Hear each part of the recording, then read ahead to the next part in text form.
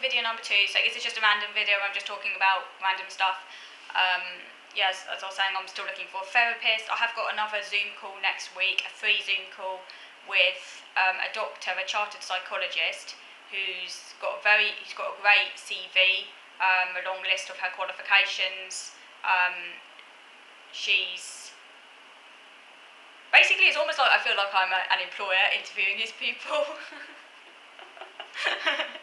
Interviewing people to do psych work for me or with me.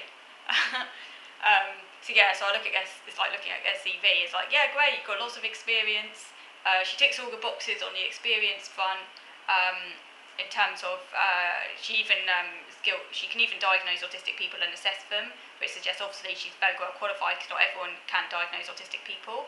But then again, the previous psychologist I saw also had that credential, and I didn't connect with her, and it doesn't follow that they're going to make a great therapist. It shows that they've got experience and they understand the diagnostic stuff, but it still doesn't mean they're going to be a great therapist or that you can click with them. It's kind of necessary, but it's not sufficient.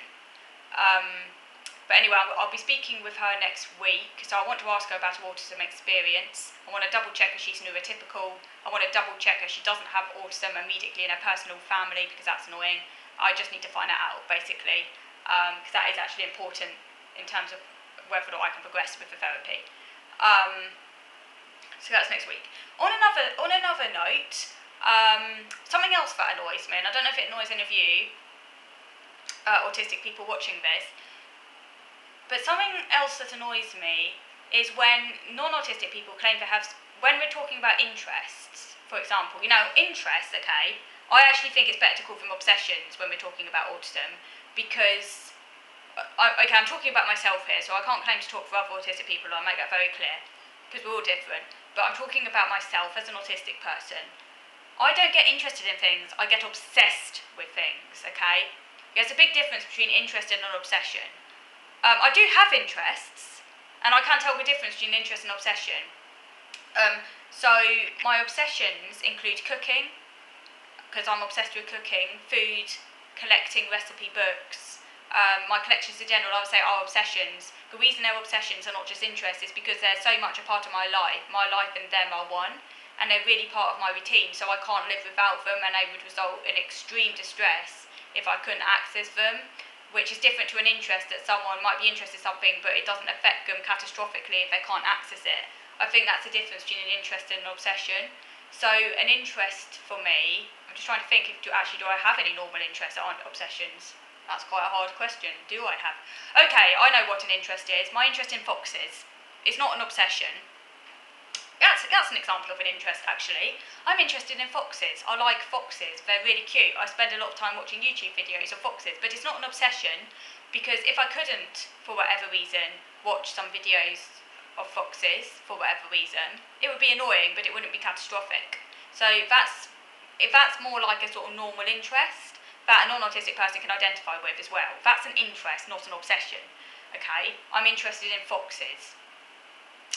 But most of my interests do become obsessions. So I do have normal interests that aren't obsessions, but what might be called a special interest, which I actually think is the wrong term for it, because it's actually an obsession, not an interest.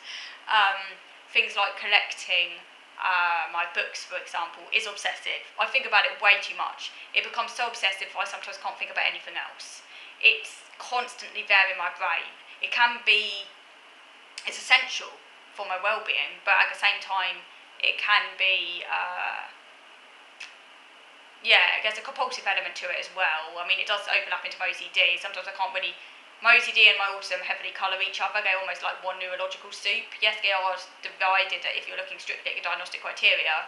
OCD is OCD when it causes anxiety, apparently. But my autism obsessions also cause me anxiety, but they're also essential, and they also cause me great joy. So it's a kind of mix going on there. But I guess neurologically speaking, the brain doesn't operate in silos, so obviously there's going to be overlap. It's only psychiatrists that try to sort of artificially split them, if you like. But yeah, most of the things I get interested in do become obsessions, but I use the example of foxes as an example of something that's an interest as opposed to an obsession. So I do have normal interests as well. But what annoys me is when we're talking about autism, say with non-autistic people, and they start talking about their special interests, and I'm not quite sure what they're trying to say. Yeah, in a way I sort of feel non-autistic people should just talk about interests, because if they're not autistic, they're not going to have, it's highly unlikely they're going to be obsessed with something to the extent, say, I am. I mean, it's possible. You do get non-autistic people who develop obsessions for other reasons who aren't autistic. But if they develop an obsession to the point it takes over their life, by definition, they're going to have something psychiatric going on. By definition. I guess, like, I know, like, normal teenagers, normal in inverted commas, who aren't autistic, very often do develop overwhelming, really strong interest, because teenagers can get quite passionate and stuff. Okay, so I can talk about my brother, for example. When he was a teenager, he was really, really interested in computer games. And I guess you could call that a special interest, because he was really in, almost actually borderline obsession, actually. Really, really interested in that. I think it did sort of take over his life at some point. Not as much as my obsession took over my life, though. I think there is a certain qualitative difference between a non-autistic special interest that becomes overwhelming and an autistic special interest. The autistic one will still be more extreme. But I'm just trying to think of any. So yeah, I mean, non-autistic people do. Begin again. My brother probably does have some autistic shadow. I don't know what to call them. I don't really like the word traits, but you know what I mean. He probably does have some genetic stuff going on, but he's not autistic. But some stuff that, in a more intense form, I have. But yeah, I sort of feel though it does take a mickey a little bit when non-autistic people claim their interests as similar to an autistic interest, because the autistic interests they are different. They just are different. It's kind of part of the autism criteria as well, that you have routines and obsessions. For some autistics that takes a form of special interest, but not necessarily. Some autistics actually don't. There are some autistics who don't have special interests, so it's not essential that just because someone's autistic they're going to have an intense interest, because some autistics don't have any interests, or some autistics their autism doesn't affect them in that way, but then they might have, say, really strong, rigid routines or repetitive behaviours. So it's not necessarily. So it takes different forms, basically. I think it comes in the part of the criteria that's to do with rigid and repetitive behaviours and/or interests or something like that, isn't it? In my case, that part of the criteria is very, very strong. That's part of the autism that really affects me. Basically, I am very routine bound. Some parts of my routine are more strict than others, but I am someone who does basically do things by the clock, more or less. I mean, I'm not like my bedtime. I will go to bed at exactly the same time every day. Every night, I can't deviate. Even a minute out, I get anxious. But my bedtime's like really exact, like military precision. And then there's certain parts of my routine I have to do at certain times, come what may. Even if something really bad has happened, I still need to follow my routine. I mean, in some ways that can be a positive, because it means I won't be brooding in bed because I still have to follow my routine. So it can actually be quite helpful in some ways. And then I think some people again misinterpret that and think I'm somehow cold or unfeeling because I still have to follow my rigid schedule, even if something really bad has happened and other people will be crying or whatever, and I still have to follow my routine. But it's kind of like a coping strategy because it stops the world falling apart, because I think that's what it is. And my interests are very much embedded in that, so in a way my interests and my routine are synonymous. They're kind of part of the same thing. They're both equally obsessive. Basically, I'm a walking obsession. I'm basically an obsession. That's what my brain does. It obsesses all the time about anything and everything. Some of those obsessions are positive, some of those obsessions are negative, but often they're a kind of mixture of the two. Yeah, it's just how it is. I've always been that way. But yeah, it just annoys me when non-autistic people claim their interests are of the same type. Like, they don't know when they, like, for example, when I try and tell them about my interest in Kate Winslet as a teenager, I think I probably should use the word obsession because I think people get confused when I say interest. And of course, the word obsession is often misused. People say, "Oh, I'm so obsessed with that." And it's like, no, you're not really. You're just using the word obsession loosely, like colloquially. You're not actually meaning you're really obsessed in that. You know, people often misuse the word obsession. It's just used in everyday speech, like colloquially. I was so obsessed with that. And really, no, they're not. Because an obsession literally means it takes over your life. Like as I said, you know, when I went to school and I was obsessed with Kate Winslet, it took over my life because I couldn't focus on my schoolwork because I was so obsessing about Kate Winslet. That's what I mean. You can't do anything else. Your obsession's driving you. Everything is to do with the obsession.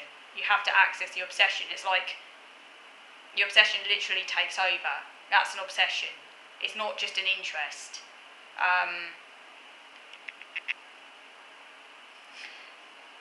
I think that's where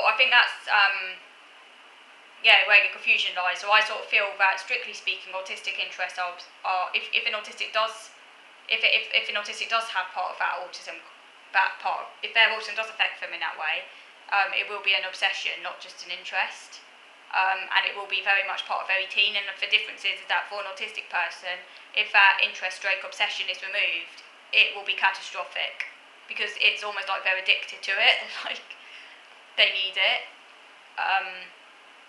But it's different to other addictions though, because it is hardwired into neurology. It isn't something that's acquired. It's like there from birth. It's just that the obsession takes different forms at different points in your life. Thankfully, all of my obsessions are quite harmless, like you know, books and cooking, collecting. But obviously, if I was deprived of that, it would be catastrophic because I wouldn't be able to function. I wouldn't be able to cope. It would be like a neurotypical person stripped of all social contacts. Suddenly, they might get very depressed because they need it so much. I don't need social contact, but I do need those things. They have the same kind of level of meaning for me. So yeah, I just don't feel that non-autistic people can really claim it's the same for them. Non-autistic people might get very, very heavily interested in things, and non-autistic people might develop intense passions and really strong special interests. Yes. But if they're not autistic, it's not going to affect them on a kind of, how can I put it? It's not psychiatric. That sounds really bad. I can't think of any other way to put it. It's not psychiatric. What I mean is, it's not clinical, is it? Because they can still go to work and do stuff. Like, they can still, I mean, some people actually work with their interests, don't they? Like, you know, filmmakers or people who are really interested in art or things like that, like artists, that can be their life, you know, and they can get very interested in it. But I think the difference still is that they're still able to relate with other people. They're still able to kind of do other things, even if it is a very big part of their life. They're still able to kind of do what needs to be done. They're still able to do other things and manage their life. It's not quite so rigid. I think there is still a qualitative difference. But again, some of those people where it does take over their life might actually be autistic. I don't know it anyway, so that's possible as well. But anyway, do let me know what you think about non-autistic people claiming they have a similar level of interest to autistics, and using the word special interest flippantly, and whether or not you feel that trivialises your own experience of interest as an autistic person, and how you feel, because I feel that there is a qualitative difference, and I do feel it does set me apart from others, and it can result in a degree of alienation. But when other people try and claim the same level of intensity when they're not autistic, it can kind of feel like they don't quite understand what obsession actually means, and I feel I have to again explain it to them. And like I sort of feel if only you knew how obsessed I am, you wouldn't be trying to claim similarity, unless you're autistic yourself, of course. Maybe you are autistic and you don't know it, but yeah, I think a lot of them just try and do it to be, you know, get kind of like trying to empathise when you're not really empathising, sort of thing. It's a bit like when people say, oh, we're all a bit autistic, and they don't really understand what it actually means. Yeah, but anyway, do let me know what you think. So thank you for watching.